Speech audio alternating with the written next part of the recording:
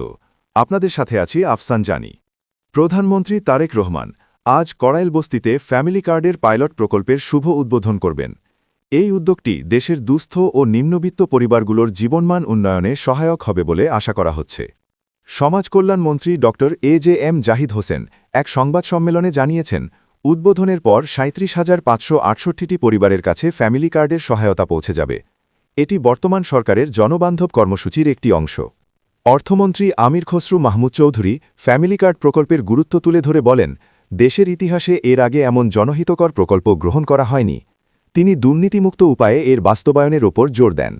৪ বছরের মধ্যে বিশ্ববাজারে অপরিশোধিত জ্বালানি তেলের দাম সর্বোচ্চ পর্যায়ে পৌঁছেছে। ব্যারেল প্রতি তেলের দাম বর্তমানে $১০০ ছাড়িয়েছে, যা বিশ্ব অর্থনীতিতে উদ্বেগের সৃষ্টি করেছে। আজ ভারত থেকে ৫,০০০ মেট্রিক টন ডিজেল দেশে পৌঁছাবে। এছাড়া আগামী কয়েকদিনের মধ্যে আরও ৫,০০০ টন ডিজেল আসার কথা রয়েছে, যা দেশের জ্বালানি চাহিদা মেটাতে সহায়তা করবে। ধর্মমন্ত্রী শাহ মোফাজ্জল হোসেন কাইকোবাদ জানিয়েছেন, সারা দেশে সঠিকভাবে জাকাত আদায় এবং তা বণ্টন হচ্ছে কিনা তা সরকার তদারকি করবে। দক্ষ জনশক্তি গড়তে জাকাতকে ব্যবহারের কথা বলেন তিনি।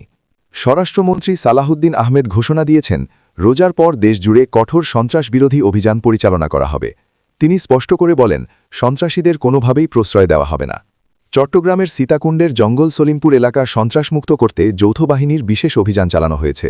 এই অভিযানে এখন পর্যন্ত ১৫ জন সন্ত্রাসীকে গ্রেফতার করা হয়েছে। মার্কিন প্রেসিডেন্ট ডোনাল্ড ট্রাম্প জানিয়েছেন, ইরানের বিরুদ্ধে যুক্তরাষ্ট্র ও ইসরায়েলি যৌথ আক্রমণ তিনি পরিকল্পনার চেয়েও দ্রুত শেষ করতে চান।